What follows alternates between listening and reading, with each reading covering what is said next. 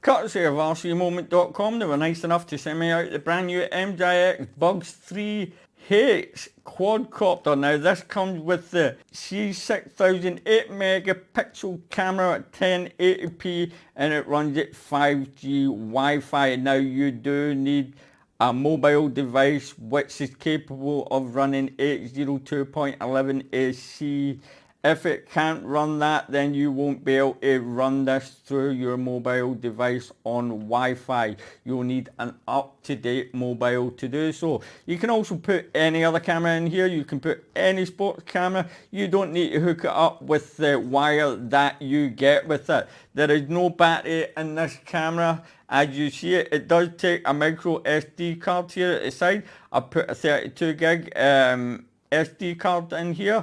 The class is the top of the class SD card which is in here. You plug the straight end of the cable underneath the quadcopter, as you can see here, and the angled end of the cable onto your quadcopter. Now you also get a bit of foam, and the bit of foam is to put onto the little clamp that's at the bottom. I use the thick bit of foam and I recommend you do that too.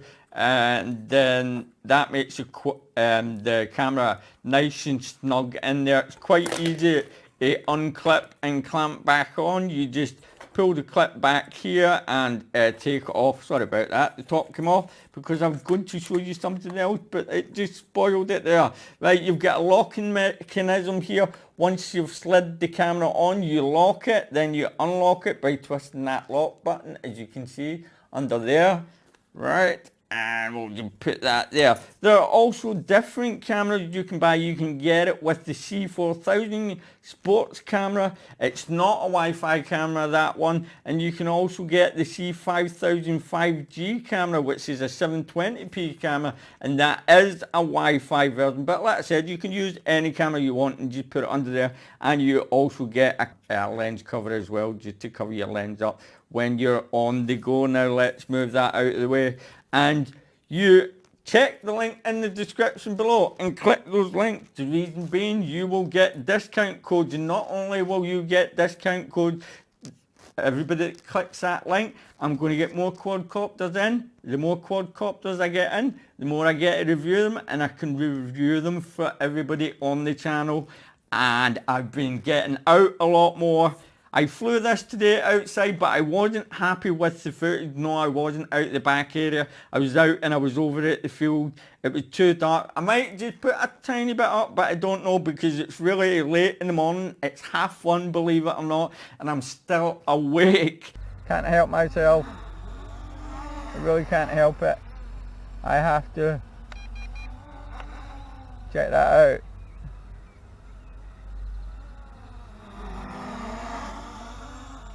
Side flip. Oh, we must be getting a low battery. We're getting a low battery. Let's have a look at those lights. No, they're not blinking yet. Side. Ah, flips are amazing. This thing is excellent. And don't forget, this is in altitude hold.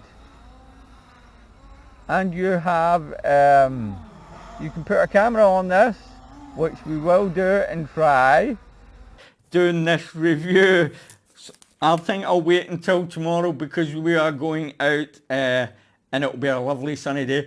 Bugs, please keep giving us these stickers because I love the stickers. I've got one on my mat right here and I'll get even more now. My son has a couple of the stickers too and they've accidentally came off and stuck here. No, don't do that. We love you, Bug stickers. Get back where you belong.